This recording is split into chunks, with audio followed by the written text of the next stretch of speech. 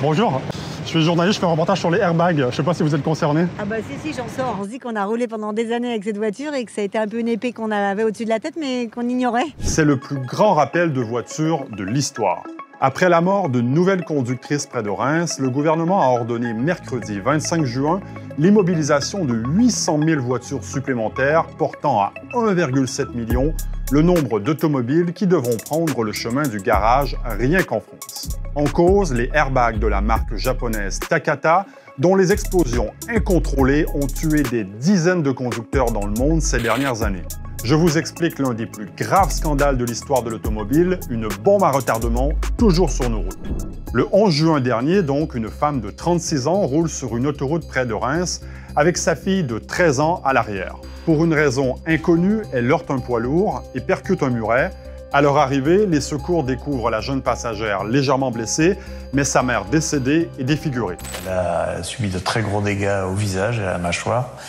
Des parties métalliques ont été retrouvées et l'airbag est clairement le responsable puisqu'il n'y a pas d'autres traces de blessures suite à l'accident. La victime conduisait une Citroën C3 de 2014 avec un airbag Takata. Le problème avec les airbags de cette entreprise japonaise, qui a longtemps été le numéro 2 du secteur, c'est le gaz à l'intérieur, le nitrate d'ammonium. Avec le temps, il se dégrade et lorsque l'airbag se déclenche, une explosion beaucoup trop puissante se produit, pulvérisant des morceaux métalliques à la vitesse d'une balle de fusil. En France, 18 personnes sont mortes et 25 ont été blessées, presque toutes dans les Outre-mer, car le gaz est particulièrement sensible à la chaleur et l'humidité. À Paris, j'ai rencontré une proche de victime, Vicky Abelli, à l'occasion d'une réunion publique sur la responsabilité des constructeurs automobiles dans cette affaire. Son père est décédé en juillet 2024 en Guadeloupe au volant d'une Toyota Yaris. Il a eu accident à l'entrée d'un rond-point, d'un petit rond-point. Il y roulait pas vite, fin de journée, gros trafic en Guadeloupe. Et il a eu un choc léger avec la voiture en face de lui. Toujours est-il que l'airbag s'est déclenché et a explosé au lieu de se gonfler. Et de là, s'est détaché des pièces métalliques qui l'ont tué sur le coup. Est-ce qu'il avait été prévenu que sa voiture était dangereuse? Non, donc nous n'avons retrouvé aucun courrier chez lui le prévenant que son airbag était défectueux. Qui est responsable de la mort de votre père aujourd'hui, selon vous?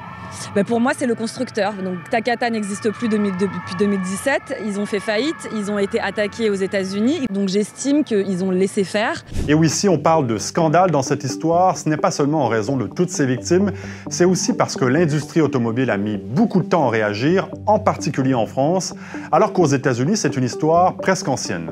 Là-bas, les premiers rappels de voitures ont lieu en 2013. À l'époque, des victimes et des élus américains sonnaient déjà l'alerte.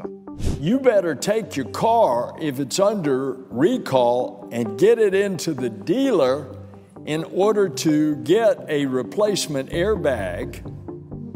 Otherwise, you are walking around with, in effect, a grenade in the middle of your steering wheel or your dashboard.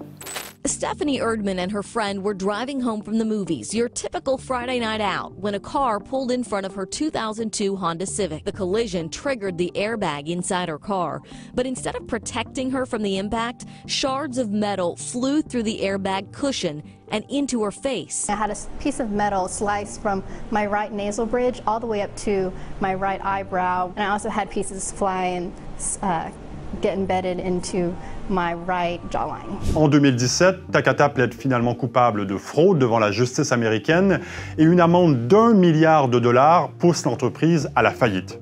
Celle-ci a même reconnu avoir été au courant des risques liés à ces airbags dès 2005. Comment en est-on arrivé là en France? Chez nous, la plupart des voitures ont été rappelées ces dernières années, bien après cette condamnation, et le tout dans une certaine confusion.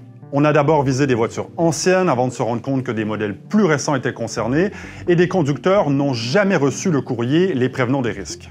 Plusieurs grandes marques sont concernées comme BMW, Ford, Honda, Toyota et en particulier Citroën, accusée d'avoir réagi très tardivement. L'entreprise a dû rappeler toutes les C3 et DS3 fabriquées entre 2008 et 2019, donc des voitures conçues après la condamnation aux États-Unis. Certains de vos clients vous accusent finalement d'avoir mis la poussière sous le tapis pendant des années et d'avoir attendu que le scandale en fait s'ébruite pour le traiter enfin sérieusement. Qu'est-ce que vous répondez à ça? Et je peux vous dire que Stellantis et Citroën n'ont absolument pas attendu. Volontairement, on a mis en place une surveillance avec des tests que l'on a fait dès 2014. Donc ça fait 10 ans qu'on surveille. Au départ, quand il se passe rien et que vous avez un fournisseur qui vous dit il n'y a pas de problème, on surveille. Dès qu'il y a eu les premières suspicions, on a mis les actions en place. Je peux vous dire que rappeler 250 000 voitures, c'est une opération très très lourde, mais on n'a pas hésité. C'est faramineux. On n'a pas hésité un seul instant à le faire. Donc c'est une opération énorme, on y fait face, mais c'est considérable. J'ai contacté plusieurs garages Citroën pour y tourner un reportage, pour voir comment l'entreprise gère cette crise et rencontrer des conducteurs, mais je me suis heurté à un mur. On a l'interdiction de divulguer des informations à ce sujet. Citroën nous dit de transférer toute demande auprès de l'attaché de presse de Citroën. On a une interdiction d'interview ou de tournage. Par contre, je peux vous donner les coordonnées des contacts presse au niveau de Stellantis, Citroën Automobile, si vous voulez. Oui, je veux bien, s'il vous plaît. Le directeur de la communication de Citroën a décliné ma demande de reportage pour, je cite, ne pas déranger le travail des employés. Alors je me suis rendu devant un concessionnaire en région parisienne pour au moins rencontrer des conducteurs. Bonjour, je suis journaliste, je fais un reportage sur les airbags. Je ne sais pas si vous êtes concerné. Ah bah si, j'en sors. Bon, comment vous l'avez appris, vous? Moi, je l'ai appris par les médias à la base. Et puis, je me suis pas sentie du tout concernée, comme tout citoyen, en fait. On se dit qu'on a roulé pendant des années avec cette voiture et que ça a été un peu une épée qu'on avait au-dessus de la tête, mais qu'on ignorait. Et c'est vrai que quand on a l'information, du coup, on est un peu plus stressé, surtout que moi, j'ai des enfants. J'ai regardé sur Internet, effectivement, j'étais concerné, mais j'ai jamais reçu un seul courrier. C'est les nouvelles qui vous ont alerté? Ouais, tout à fait. Depuis 2011, donc j'étais dans les premiers et c'est pas normal. Fallait pas avoir d'accident, c'est tout. Sinon, il y avait des craintes. Vous avez vu un petit peu ce qui s'est passé dans les nouvelles. Il y a eu des victimes. Est-ce que ça vous inquiète? Oui, bien sûr, parce que nous, on a roulé pas mal de temps quand même. C'est un peu bizarre, parce que ça aurait pu être nous les victimes, Mais nous, on pensait que c'était pas notre série à nous. C'était pas clair en fait. On a même, par crainte, immobilisé la voiture. Parce que, voilà. Est-ce que c'est un problème pour vous de ne pas avoir de voiture? Pour mon fils, oui. Oui, parce qu'il travaille avec. Vous le voyez, cette histoire, c'est un sacré bazar qui a eu des conséquences gravissimes. Et tout ça est loin d'être terminé car la justice française pourrait bientôt s'en mêler.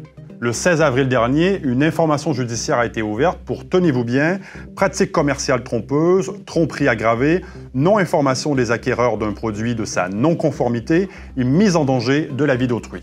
Une action collective a aussi été lancée contre Stellantis, propriétaire de Citroën.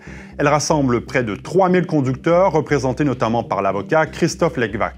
Ça marque surtout les failles, les fabricants automobiles qui préfèrent privilégier la rentabilité sur la sécurité.